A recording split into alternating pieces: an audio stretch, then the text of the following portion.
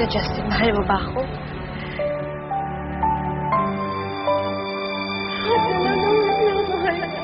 Iniiwan ako. Kahit sino pang tanongin mo, wala namang gusto mamuhay na ganito. Gusto ko na mamatay, Justin. Hindi ko na kaya. Gusto ko na mamatay. Jessie, I'm sorry. Hindi kita mahal. Hindi gaya ng inaasahan mo sa akin. Hindi ko kayang bigay ang hinihingi mo sa akin. Pero, Jessie, gusto ko malaman mo. Naging masaya ako nung makasama kita. Nabago mo ang buhay ko, Jessie. Simula na magkasama tayo. Nagbago ako.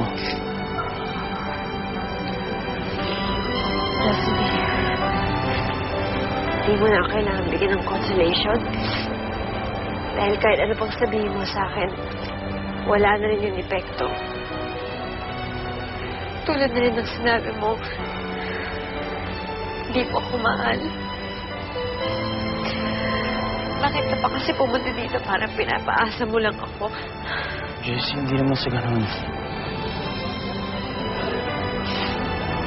Iniisip ko rin naman ang kapakanan mo eh.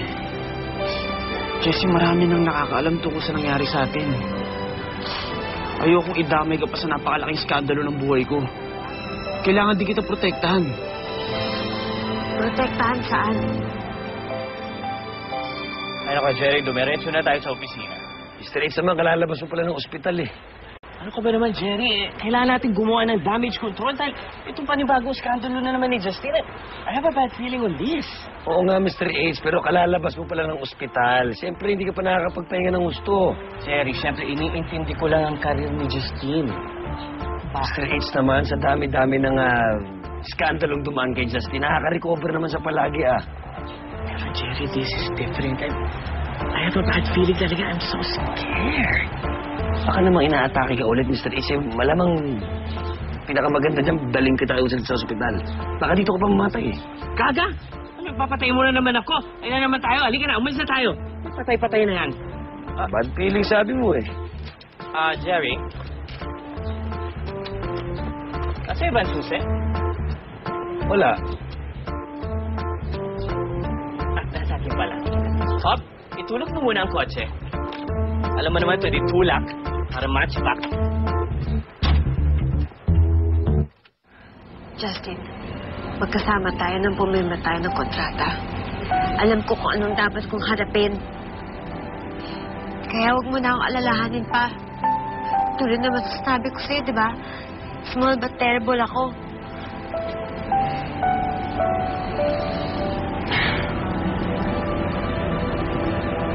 Jessie, galit ka pa rin ba sa akin?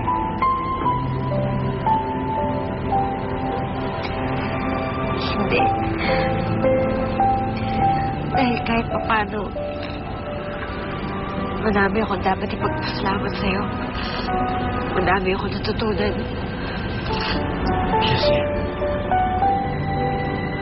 I wish you all the happiness in the world. Ayoko na makitang malungkot ka. Patawarin mo ako sa lahat ng pagkakataon na saktan kita. Patawarin mo ako at binigo kita, Jessie. Jessie, I'm sorry.